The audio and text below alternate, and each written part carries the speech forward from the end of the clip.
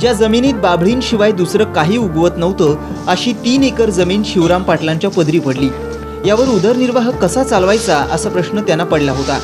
यावर उपाय म्हणून 20 वर्षांपूर्वी त्यांनी गावातल्या एका मोठ्या शेतकऱ्याकडे सालगडी म्हणून काम स्वीकारलं।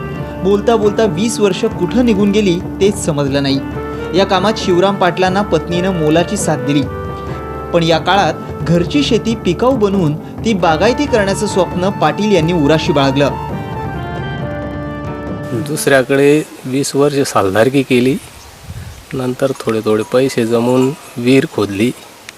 विहीर खोदल्यानंतर मी कपाशी लावायला सुरुवात केली।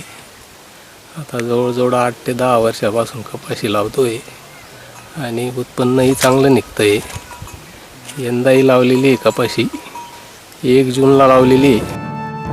2002 मध्ये शिवराम पाटलांनी स्वतःजवळचे काही पैसे आणि नातेवाईकांकडून 45,000 रुपये उसने घेऊन विहीर खोदली। विशेष म्हणजे पहिल्याच प्रयत्नात त्यांच्या विहिरीला पाणी देखील लागलं। विहिरीला पाणी लागताच 2004 मध्येच त्यांनी संपूर्ण शेतात ठिबक सिंचन संच बसवून घेतलं। केळी आणि कापसाची लागवड सहज करता येईल अशा पद्धतीनं ठिबकची रचना करून घेतली। संपूर्ण शेताला ठिबक पण केलेली आहे। पाण्यामुळे पाणी कमी आहे आपल्याजवळ आणि 5 बाय 2.5 वर लावलेली आहे कपाशी। 5 बाय 2.5 वर लावल्यानंतर पाणी पण कमी लागतं आणि लोड शेडिंगमुळे भरणं पण होऊन जातं। सालगडी म्हणून दुसऱ्यांकडे काम करताना शिवराम पाटलांची परिस्थिती खूपच हलाखीची होती, पण मेहनत आणि प्रामाणिकपणाच्या बळावर त्यांनी दिवस बदलले। कोरडवाहू शेती बागायती झाल्यानंतर केळी, कपाशी, भेंडी, टोमॅटो यासारखी नगदी पिकं घेण्यावर त्यांनी भर दिला। यातून त्यांच्या नफ्याचं प्रमाण वाढलं। पै जमवून त्यांनी नातेवाईकांचे घेतलेले उधार पैसे फेडले, शिवाय सिमेंटचं पक्कं घर देखील बांधलं। शिवराम पाटलांनी यंदा 2 एकरांवर कापसाची सलग पद्धतीनं जून महिन्यात लागवड केली, तर उरलेल्या 1 एकरावर 5 फूट बाय 10 फूट अंतरावर शेवग्याची लागवड केली। विशेष म्हणजे शेवग्याच्या मधल्या ओळीत कपाशीचं पीक घेतलंय। यंदा नोव्हेंबर अखेरपर्यंत त्यांना 30 क्विंटल कापसाचं उत्पादन मिळालंय, तर शेवग्यातल्या कापसात 7 क्विंटल उत्पादन म्हणजे एकूण 37 क्विंटल कापसाचं उत्पादन मिळालंय। येत्या काळात फरदडीपासून आणखी 10 ते 15 क्विंटल कापूस उत्पादन अपेक्षित आहे, म्हणजे हंगामात त्यांना अंदाजे 45 क्विंटल कापसाचं उत्पादन होईल। कापसापासून त्यांना किमान 2.25 लाख रुपयांची कमाई अपेक्षित आहे। दिवाळीपर्यंत 8-10 क्विंटल कपाशी आली। त्यानंतर माझा विचार केळीचा होत होता, केळी लावायचा, पण मी विचार केला की केळीला खर्च भरपूर येतो। नागरडीला 5-10 हजार रुपये लागून जातात, नंतर बेणे आणायला 8-10 हजार रुपये लागून जातात। त्याच्यामुळे मी असा विचार केला की 30 क्विंटल आलीत, 20 क्विंटल 25 क्विंटल बी आली तरी ती परवडेल बा आपल्याला फरदड, त्या हिशोबाने फरदड ठेवून घेतली। शिवराम पाटलांनी पाणी आणि खतांचा अपव्यय टाळण्यासाठी आणि पाणी देण्यासाठी लागणारं मनुष्यबळ वाचवण्यासाठी ठिबकचा वापर केलाय। रासायनिक खतांऐवजी घरच्या जनावरांचं शेणखत वापरण्यावर त्यांचा भर असतो।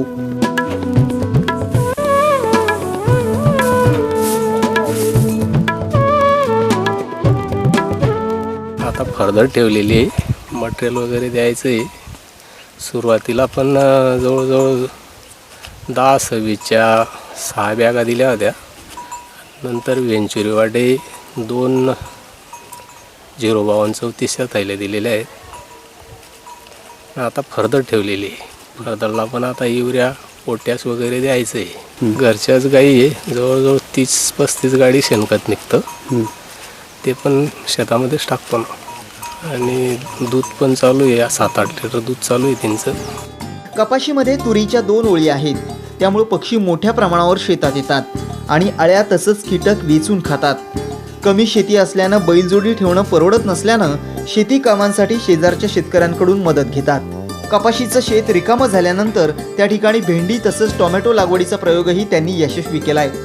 मुख्य पिकांसह उन्हाळी हंगामातील कमी कालावधीच्या पिकांपासून वार्षिक खर्च वगळता सरासरी 1.5 ते 2.25 लाखांची कमाई ते करतात।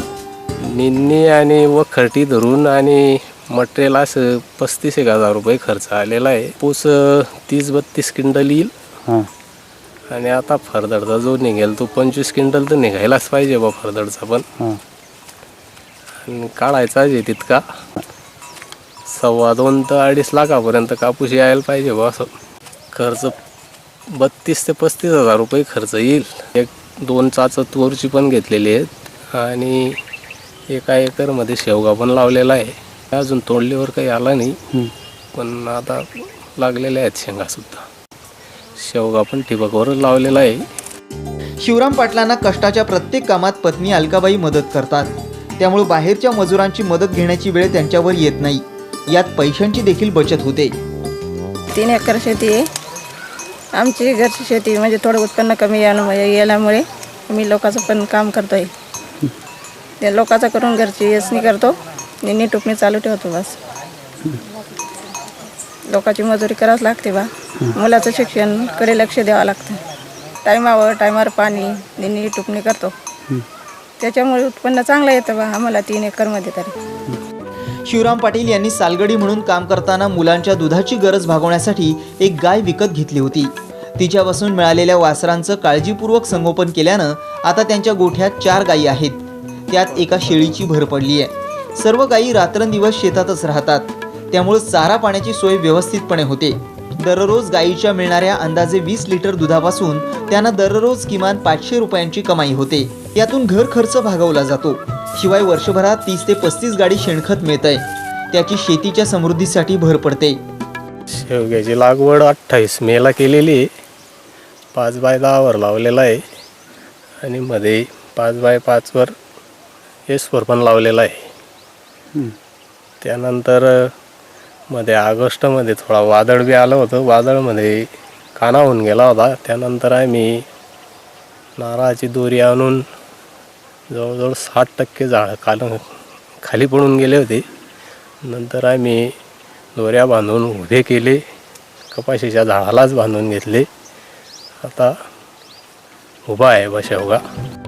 शिवराम पाटील दरवर्षी विहिरीच्या पाण्याचा अंदाज घेऊन पिकांची फेरपालट करतात. कपाशीसह केळीचं पीक घेतात. दीर्घ मुदतीच्या दोन्ही पिकांसाठी त्यांना मोठ्या प्रमाणावर भांडवलाची गरज सुद्धा भासते. मात्र त्यासाठी ते दुसऱ्यांची शेती निम्म्या बटाईनं करतात. यात शेवग्याचं पीक ते करतात. बटाईच्या शेतातल्या शेवग्यापासून त्यांना गेल्या वर्षी खर्च वगळता 1 लाख रुपयांची कमाई झाली होती. शिवाय काकडीचं आंतरपीक देखील ते घेतात. लहरी निसर्गामुळे निर्माण झालेल्या प्रतिकूल परिस्थितीत कोरडवाहूसह बागायती शेतकऱ्यांना किफायतशीर शेती करणं कठीण झालंय. वाढत्या उत्पादन खर्चाचा आणि तुलनेत मिळणाऱ्या शेती कमाईचा ताळमेळ घालताना शेतकऱ्यांच्या नाकी नऊ आलेत. असं चित्र आजूबाजूला असताना अल्पभूधारक शेतकरी शिवराम प्रल्हाद पाटील यांनी मात्र मोठ्या कष्टानं कोरडवाहू शेती सिंचनाखाली आणली. काटेकोर व्यवस्थापनातून केळीसह कापूस, शेवगा, भेंडी, टोमॅटो यासह अन्य नगदी पिकांचं उत्पादन घेत 3 एकरांवर 3 लाखांचं उत्पादन सुद्धा त्यांनी घेऊन दाखवलं. त्यांच्या जिद्दीला साम ॲग्रोवनचा सलाम. जितेंद्र पाटील, साम टीव्ही, जळगाव.